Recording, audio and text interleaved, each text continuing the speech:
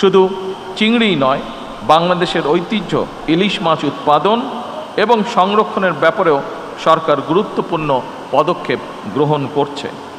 ইলিশ শুধু জাতীয় মাছ কিংবা একটি অর্থনৈতিক সম্পত্তি নয়, এটি বাংলাদেশের জিআই পণ্য হিসেবেও বিশ্বে স্বীকৃত। দেশের মোট মৎস্য উৎপাদনে ইলিশের অবদান প্রায় 10%, যা দেশজ জিডিপির 1%-এরও বেশি। 2003-04 সালে বিএনপি সরকারের সময় Ilsha fisheries management action plan প্রণয়ন করা হয়েছিল, যার ফলে পরবর্তীতে ইলিশ মাছের উৎপাদন সমগ্র বাংলাদেশে অনেক বেশি পরিমাণে বৃদ্ধি পেয়েছে। সম্মানিত উপস্থিতিবৃন্দ, বাংলাদেশে প্রায় 14 লক্ষ নারী, বর্তমানে দেশের প্রায় 2 কোটি মানুষ প্রত্যক্ষ কিংবা পরোক্ষভাবে মৎস্য খাতের উপরে নির্ভরশীল, এবং সে কারণেই এই সেক্টরকে নির্বিঘ্ন এবং নিরাপদ রাখতে সরকার বিশেষ দায়িত্ব বলে মনে করে।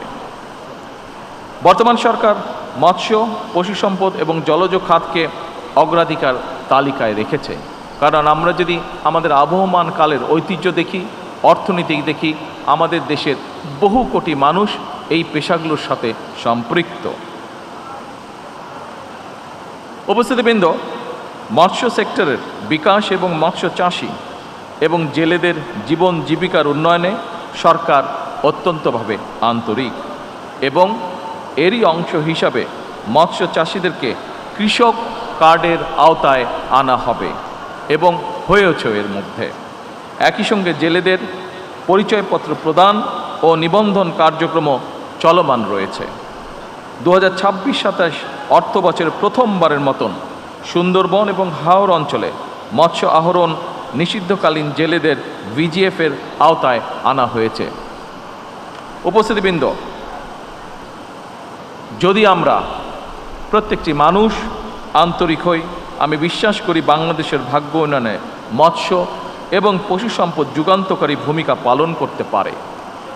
আপনারা জেনে খুশি হবেন, বাংলাদেশের ইতিহাসে প্রথমবারের মতন গত জুন মাসে নাইজেরিয়াতে হ্যাচিং ডিম রফতানি করা হয়েছে। এভাবে বিদেশে নিত্য নতুন পণ্যের বাজার খুঁজে বের করার জন্য আমি উদ্যোক্তা বা ব্যবসায়ীদের প্রতি আন্তরিক আহ্বান জানাই, এবং এক্ষেত্রে সরকারের কোনো সহযোগিতা প্রয়োজন হলে আমাদেরকে জানাবেন, আমরা আমাদের সর্বোচ্চ দিয়ে আপনাদেরকে সহযোগিতা করব ইনশাআল্লাহ। সম্মানিত উপস্থিতিবৃন্দ, আপনারা জেনে খুশি হবেন, প্রযুক্তি নির্ভর কর্মসংস্থান সৃষ্টি এবং গবেষণা উদ্ভাবনকে উৎসাহিত করে জ্ঞানভিত্তিক অর্থনীতি গড়ে তুলতে বর্তমান সরকার 500 কোটি টাকার স্টার্ট আপ ফান্ড গঠন করেছে।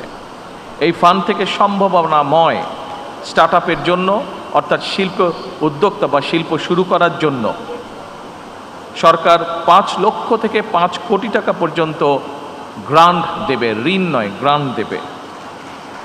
সুতরাং এই সুযোগ গ্রহণ করে এগিয়ে আসার জন্য আমি নতুন উদ্যোক্তা যারা আছেন তাদেরকে বিশেষভাবে আহ্বান জানাতে চাই।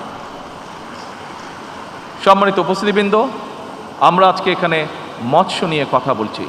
মৎস্যের সাথে আরেকটি খুব গুরুত্বপূর্ণ বিষয় আছে, যেটি খুব সংক্ষেপে আমি আপনাদের সামনে উল্লেখ করতে চাই। সেটি হচ্ছে পরিবেশ। যে কোনোভাবেই হোক, যেভাবেই হোক, যে কারণেই হোক, আমরা খেয়াল করে দেখছি আমাদের খাল, বিল, নদী, নালা, যে সকল হাওর, বিল যে সকল আছে, সবগুলোর পরিবেশ ধীরে ধীরে আমাদের ব্যবহৃত বিভিন্ন যে আবর্জনা আছে, বিভিন্ন রকম টিস্যু পেপার, প্লাস্টিক, পানির বোতল, এইসবের কারণে ধীরে ধীরে এই জলাশয়গুলোর পরিবেশ নষ্ট হয়ে যাচ্ছে। আমরা যদি সত্যিকারভাবে সচেতন হই, আমরা যদি নিজেদের পরিবেশ রক্ষা করতে চাই, এবং একই সাথে আপনারা এখানে যারা উপস্থিত আছেন অধিকাংশ মানুষ হয়তো মৎস্য পেশার সাথে জড়িত, এবং মাছকে যদি আমরা বাঁচাতে চাই, আসুন একই সাথে আমাদেরকে আমাদের পরিবেশের প্রতিও খেয়াল রাখতে হবে, আমাদেরকে আমাদের পরিবেশকে রক্ষা করতে হবে। আমরা যদি পরিবেশকে রক্ষা করতে পারি, আমরা যেমন একটি সুস্থ পরিবেশের মধ্যে বসবাস করতে পারবো, আমাদের সন্তানেরা সুস্থ পরিবেশে বসবাস করতে পারবে আগামী দিনে। একইভাবে আমাদের মৎস্য, আমাদের পশু, সকল কিছু আমরা একটি সুস্থ পরিবেশের মধ্যে গড়ে তুলতে সক্ষম হব। সম্মানিত উপস্থিতিবৃন্দ, সকল প্রিয় ভাই ও বোনেরা, জাতীয় মৎস্য পক্ষের এবারের প্রতিপাদ্য রূপালী মৎস্যে স্বনির্ভর দেশ, সবার আগে বাংলাদেশ। আসুন আমরা সবাই মিলে জলজ সম্পদ সংরক্ষণ, পরিবেশ বান্ধব ও টেকসই মৎস্য চাষ এবং বিতরণ, মাছের উৎপাদন, আহরণ এবং উৎপাদনশীলতা বৃদ্ধির মাধ্যমে একটি পুষ্টি সমৃদ্ধ, আত্মনির্ভরশীল এবং সমৃদ্ধ বাংলাদেশ গড়ে তুলি। এই গড়ে তুলতে হলে আমাদের সকলকে সচেতনভাবে পরিশ্রম করতে হবে। আমাদের 20 কোটি মানুষের 40 কোটি হাতকে কাজে লাগাতে হবে, যাতে আমরা আমাদের দেশটিকে সুন্দরভাবে গড়ে তুলতে পারি। পরিশেষে আমি জাতীয় মৎস্য পক্ষ 2026-এর শুভ উদ্বোধন ঘোষণা করে আমার বক্তব্য শেষ করছি। আল্লাহ হাফেজ।